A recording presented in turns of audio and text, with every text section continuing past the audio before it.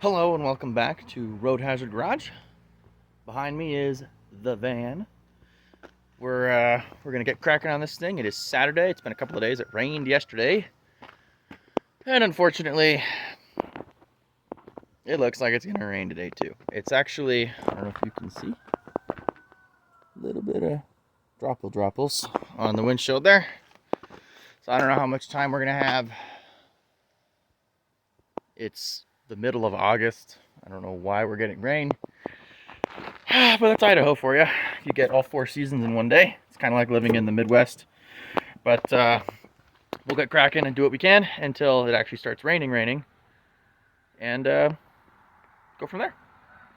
Of course, just like last time, the second I said that, it started drizzling a little harder. So I don't know what we'll be able to get done today, but we'll try anyway.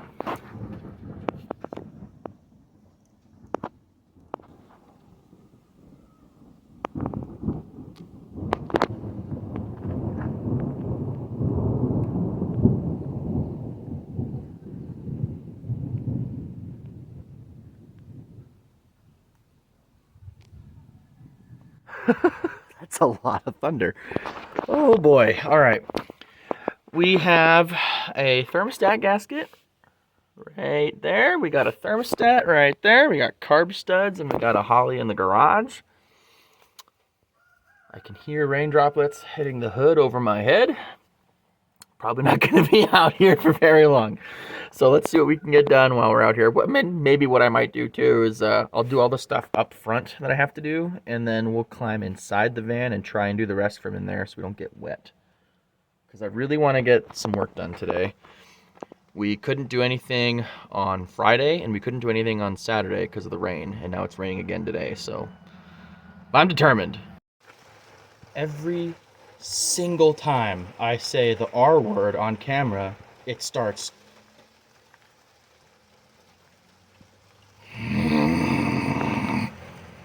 For those of you who don't know me personally, rain is my absolute least favorite weather pattern in the entire world because there's nothing you can do in the rain unless you like rain.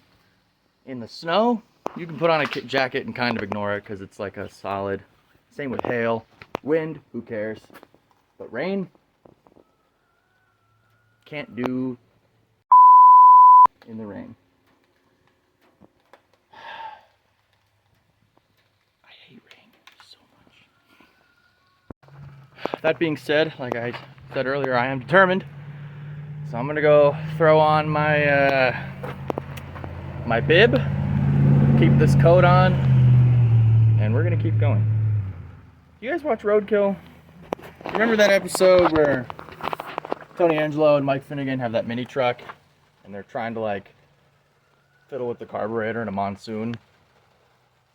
Yeah, I'm not gonna do that. But as long as it doesn't rain much heavier than this, I'll keep working. Okay, so that coolant fitting is in there. We just got to get her tightened down. We need to clean up the thermostat housing and get that ready for its gasket.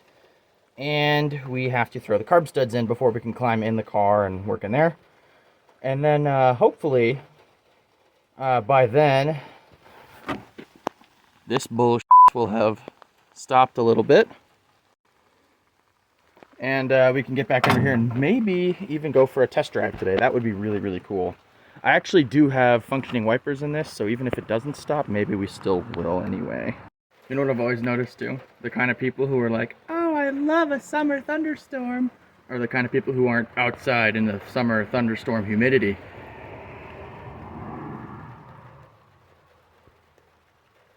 Shut up. Shut up. All right, gasket is seated. Thermostat is behind it. All we got to do now is drop her in place, throw the bolts in it, and thermostat is good to go. Then we can throw the carb studs in, figure out a bracket for the coil, throw the carburetor on, hook up fuel, and figure out the throttle linkage. It should fire right up because that carburetor came off of a running big block Chevy that I had a while ago, so should be just fine. It might glug a little bit of fuel, but we'll give it some tuning, and maybe we'll even rejet it. We'll see what we can do. But anyway, it's gonna run, and that's what's important. All right, thermostat and housing are in and connected. Radiator hose is back on. About to throw the carb studs on. I just wanted to say this. Aftermarket, if you're listening, this type of carb stud with a hex on top so you can put a small socket or a wrench on it to get them in instead of double nutting or vice grips. Yes, please, God, more of this. The other thing that has happened is there's some blue. Looks like the rain is blowing away. Knock on wood. So hopefully that'll clear up. Keep going. We're gonna get these thrown on, get that carburetor on there. I got a base gasket in the garage. We might have to put a riser on it. I don't think so. And then I also have a ball stud kit, so it'll mount with our original style linkage. So we'll get that all thrown on and we'll get back at you. All right, here comes the plop. Everyone's favorite part of the program. Oh.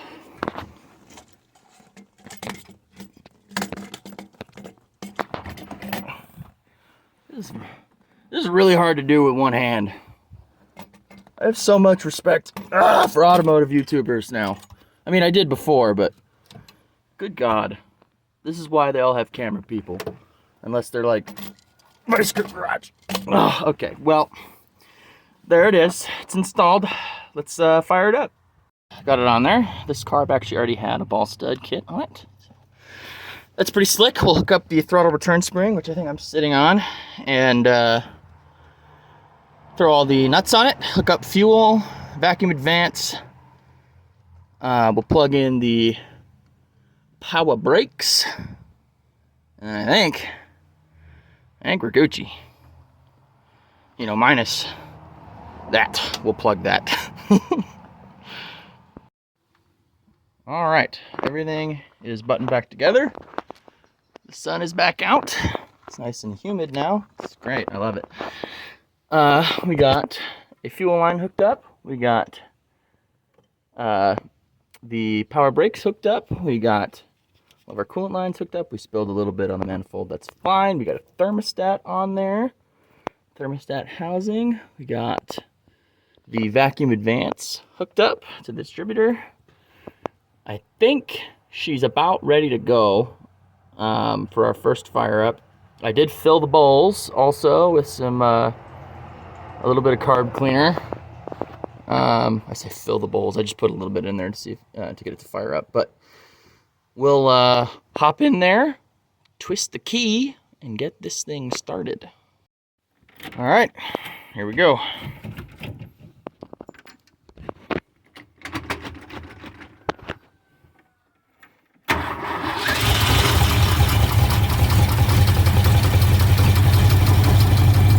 There we go.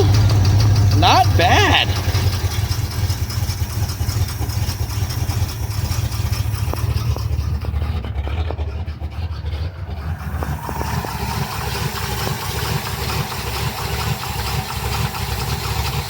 No tuning at all. I'll take that. Let's fiddle with it a little bit.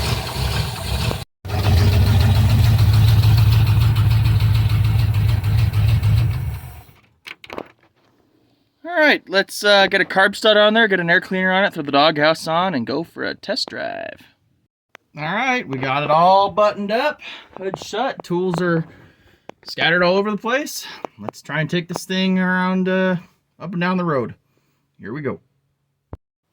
It survived maybe, I don't know, a mile, 2 miles.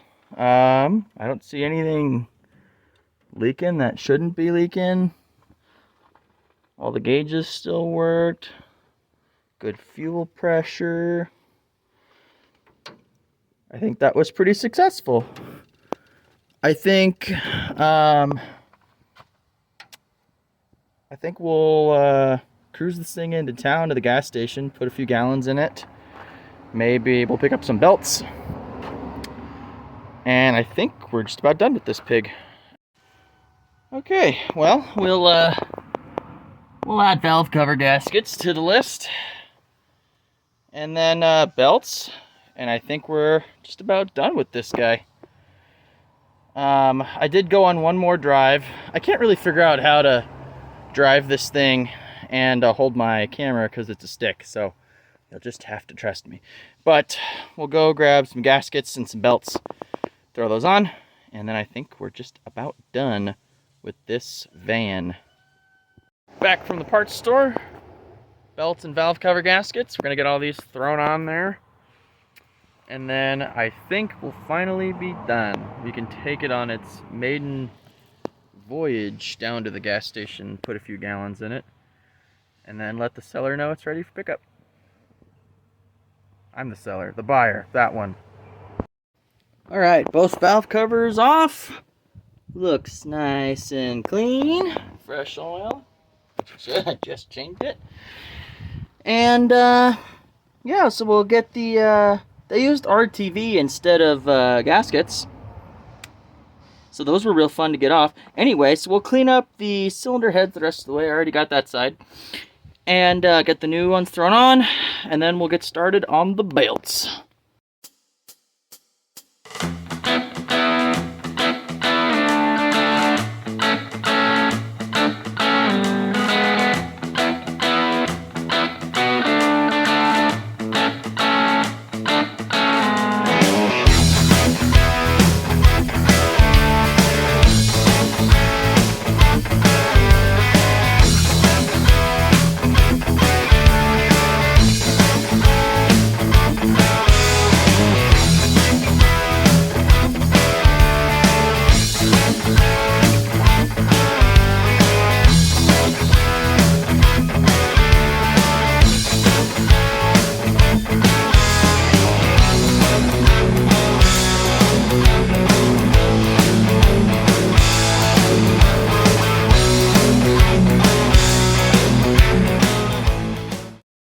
Okay, so we got an alternator belt that fits and a water pump belt that does not. So we went back, we got another one, that one didn't fit. Went back, got another one, that one didn't fit. And I'm getting kind of tired of going back. So what we're gonna do, because this belt is just a tiny bit too short, is I took the adjuster off and we're going to elongate that slot. I don't know, maybe half an inch to make this one fit. And then we'll bolt it back on, put this belt on, get it nice and tight, and be good to go. We just used a drill bit to put a hole next to it. Now I'll clean that up with a file. Now we're gonna bolt it all back on and get that belt on, and we'll finally be done with this thing. I hit the button like 2 minutes ago, and now it started recording. Okay, I need a new phone. We got that bracket all modified. Belt is nice and tight. So is the alternator belt. So we're just about done. Pull that out of there. We about ready to fire this thing up and see how we did. So let's go over here.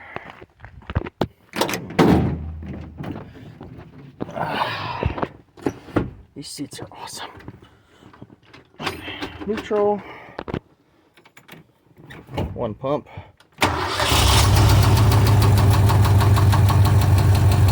Oh yeah.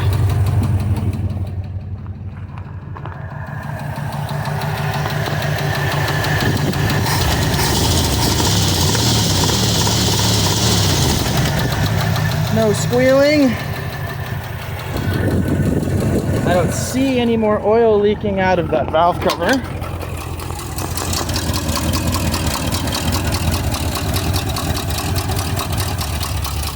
I think we did it.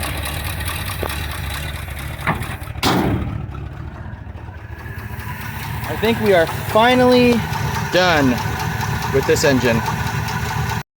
There's third. We're doing it. We're driving the van. And there's fourth. There's a gas station probably 3 miles from here. I hope there's enough in the tank to get there. It was at this moment that he knew. He f***ed up. If not, well, this is gonna suck a little bit.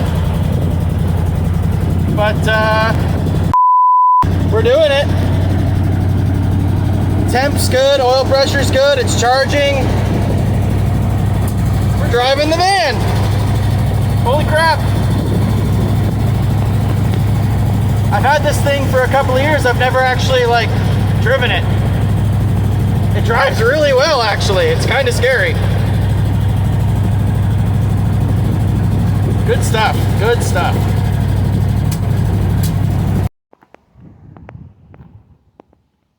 Side of the road. Ran out of gas. Probably 2 miles back to my house, or 5 miles to the gas station. There's no gas at my house either, but there's a can.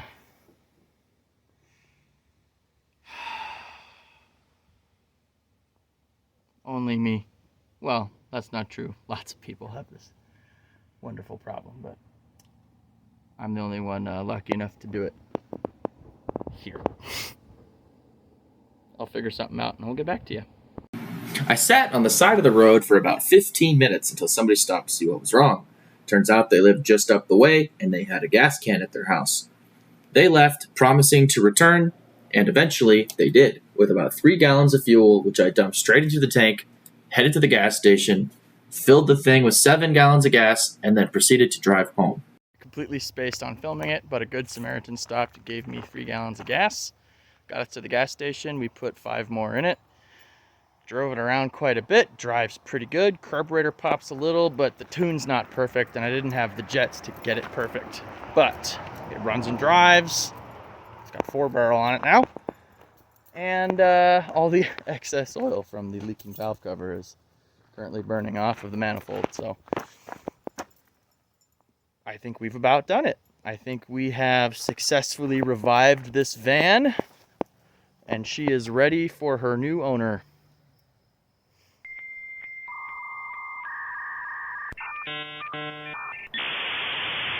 I'm just kind of in awe, honestly.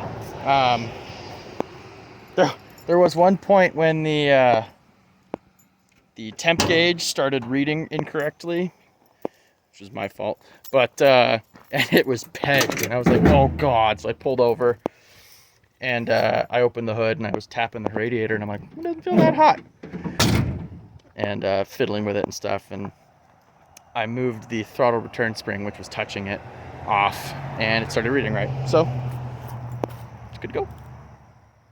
Hard to believe, but yeah, after I've owned this thing for so long, all it took was somebody buying it after I sold it for me to work on it. So that's it for this episode of Road Hazard. Hope you guys have a great day, or night, or morning, evening, afternoon, whatever time it is where you are. Have good that. See you next time.